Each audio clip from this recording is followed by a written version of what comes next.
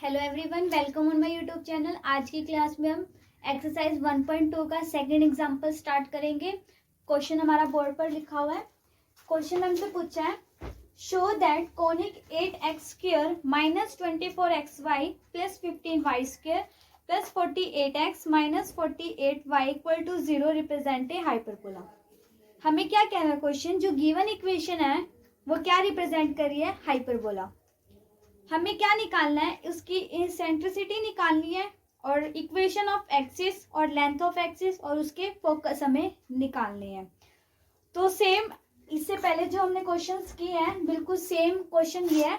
सो सारे के सारे step as it is follow होंगे। फर्स्ट स्टेप हमारा क्या रहेगा, जो मैं एक्सरसाइज 1.1 में आपको स्टेप करवा चुकी हूँ, आज की क्लास में नहीं करवाऊंगी, सिर्फ स्टेप बता रही हूँ, खुद से आप सोल्व करेंगे। अगर किसी को डाउट रहता है स्टेप में तो वो प्रीवियस वीडियो को देख सकते हैं। दोबारा मैं सोल्व नहीं करवाऊंगी, वो सारे के सारे 8-9 स्टेप आपको खुद से सोल्व करने हैं। क्या स्टेप थे, जो भी गिवन इक्वेशन होगी उसे क्या करेंगे, जर्नल इक्वेशन के साथ कंपेयर करेंगे। जर्नल इक्वेशन हमारी क्या होती है, ax² plus 2hxy plus by² plus 2gx plus 2fy plus c equal to 0। वहां से क्या करोगे, सारे कॉन्स्टेंट की वैल्यू का फाइंड आउट आसानी से कर सकते हैं। सेकेंड स्टेप आपका रहेगा, आप डेटर्मिनेंट निकालोगे। डेटर्मिनेंट निकालने का फॉर्मूला होता है ABC plus 2fgh minus AF² minus BG² minus AF²। सभी कांस्टेंट की वैल्यू को पुट करोगे, डेटर्मिनेंट की वैल्यू आपकी वहां से आ जाएगी। नेक्स्ट स्टेप आपका क्या रहेगा, आप सेंटर निकालोगे। सेंटर में क्या करना है, पार्शियल डिफरेंशिएट करोगे with respect to x, partial differentiate करोगे with respect to y। Partial differentiate with respect to x में क्या होगा, x वाले टर्म रखोगे प्लस में कांस्टेंट रखोगे। Partial differentiate with respect to y में क्या करोगे, y वाले टर्म प्लस कांस्टेंट रखोगे। वहां से आपके पास x और y के टर्म में दो इक्वेशन आ जाएगी। दोनों इक्वेशन को सोल्व करोगे, x और y की वैल्यू आ जाएगी।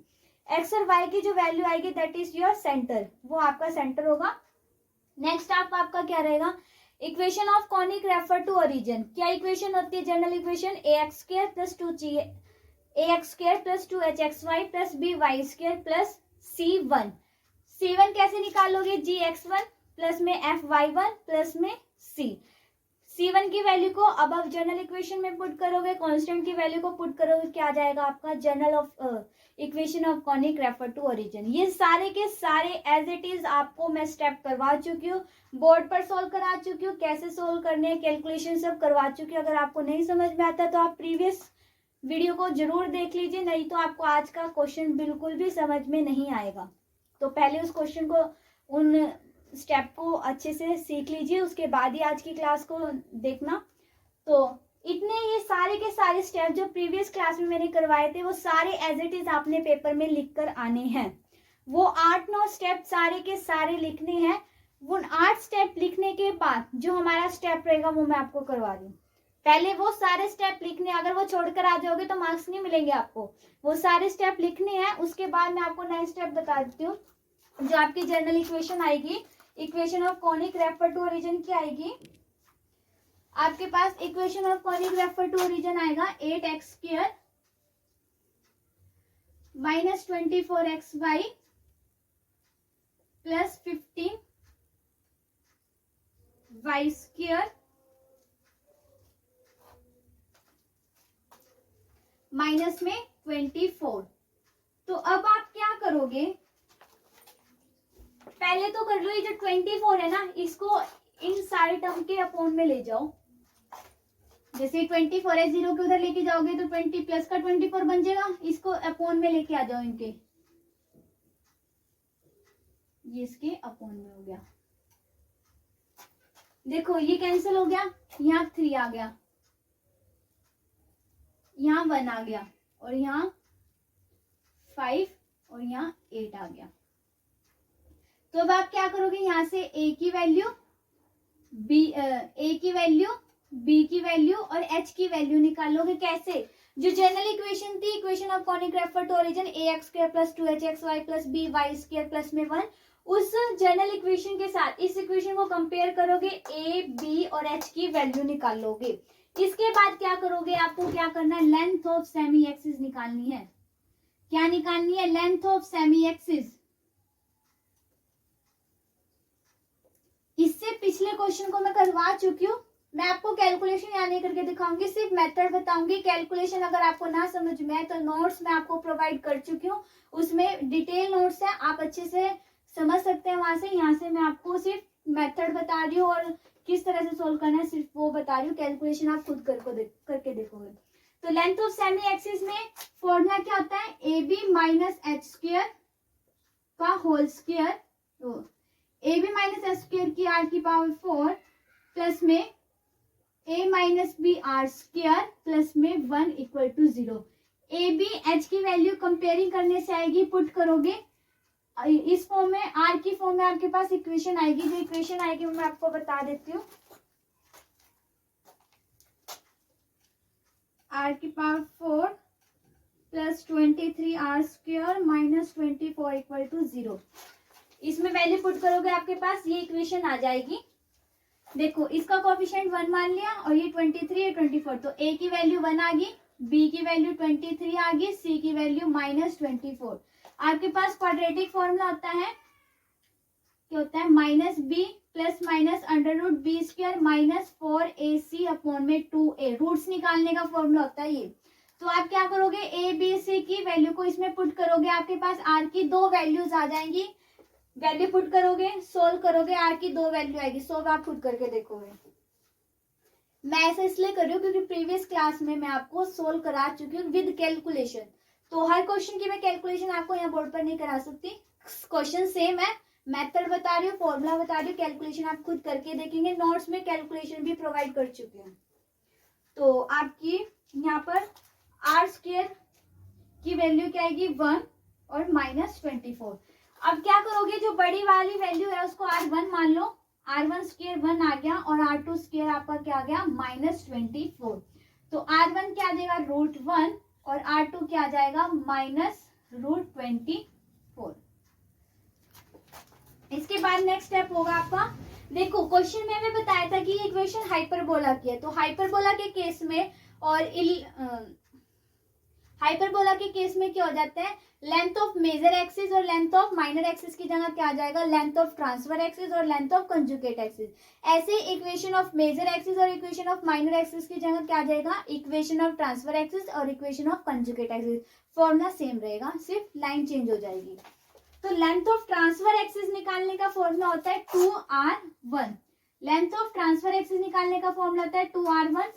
R1 की वैल्यू क्या है √1, पुट कर दोगे इसमें क्या आ जाएगा 2 √1 ये आएगा। √1 की वैल्यू तो हमारे पास 1 ही हो जाएगी, तो ये पूरा क्या आ जाएगा हमारे पास 2। और लेंथ ऑफ कंजुगेट एक्सिस निकालने की फॉर्मूला होता है 2 माइनस R2।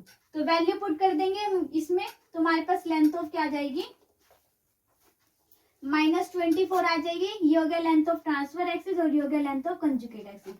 सेकंड स्टेप क्या रहेगा, इक्वेशन ऑफ कंजुगेट एक्सिस निकालेंगे। इक्वेशन ऑफ कंजुगेट एक्सिस क्या होता है, इक्वेशन ऑफ कंजुगेट एक्सिस में क्या होता है, फॉर्मूला A1 अपॉन में R1 square x plus HY equal to 0।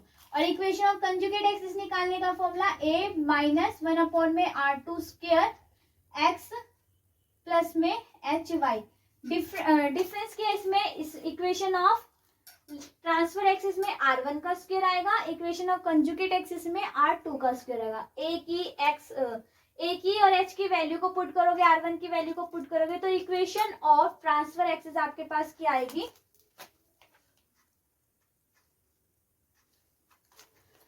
4x plus 3y minus 24।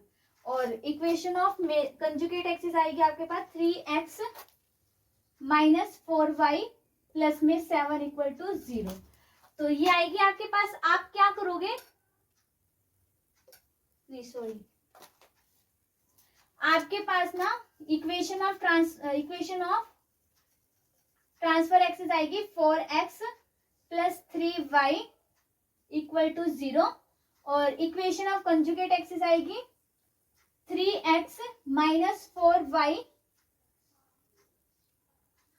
Equal to 0। अब क्या करोगे, जो x की वैल्यू है, x की वैल्यू कैपिटल X की वैल्यू होती है x minus x1 capital Y की वैल्यू होती है वाई माइनस y1। इसमें पुट करोगे x1 और y1 आपका सेंटर आएगा, जो भी सेंटर होगा वो उसमें पुट करोगे। x की और y की x माइनस x1 और y minus y1 value put करने के बाद जो इक्वेशन बनेगी, इक्वेशन ऑफ ट्रांसफर एक्सिस बनेगी 4x प्लस 3y प्लस में 24 माइनस में 24 equal to 0। 4x 3x minus में 4y प्लस में 7 इक्वल टू 0। पहले तो आपके पास इक्वेशन ऑफ ट्रांसफर एक्सिस और कंजुगेट एक्सिस ये आएगी, फिर x की वैल्यू को x माइनस x1 और पुट कर देंगे तो हमारे पास ये आ जाएगा।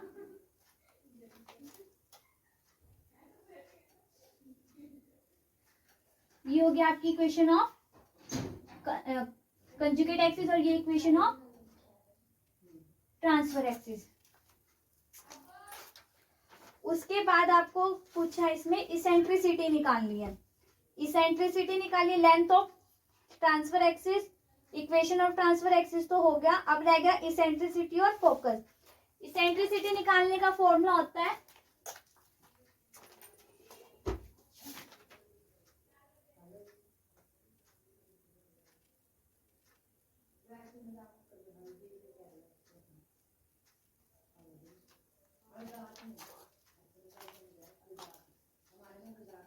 R1 square is equal to R2 square 1 minus e square. R1 और R2 की वैल्यू पुट कर दोगे, E की वैल्यू आपके पास यहाँ से निकल जाएगी, E की वैल्यू क्या आएगी -5।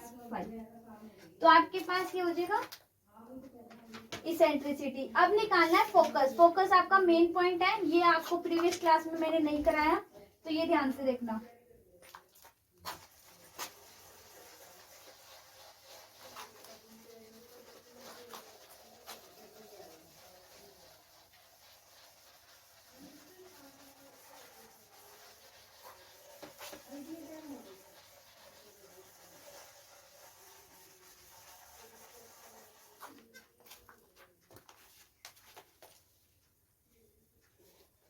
ये देखो आपके पास जो इक्वेशन आई थी,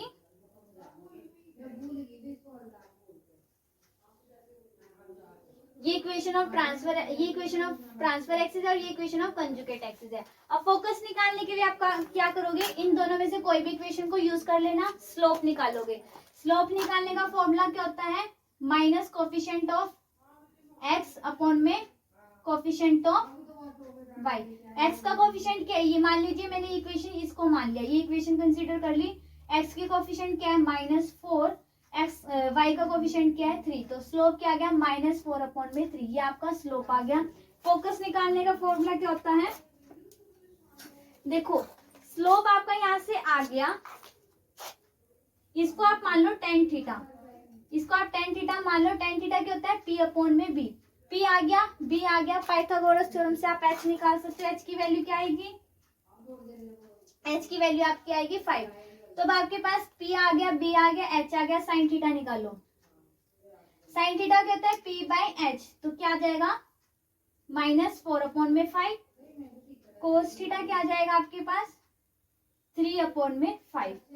तो फोकस निकालने का फॉर्मूला देखो क्या होता है, ये होता है formula x1 plus minus √r1 square minus r2 square cos theta, comma y1 plus minus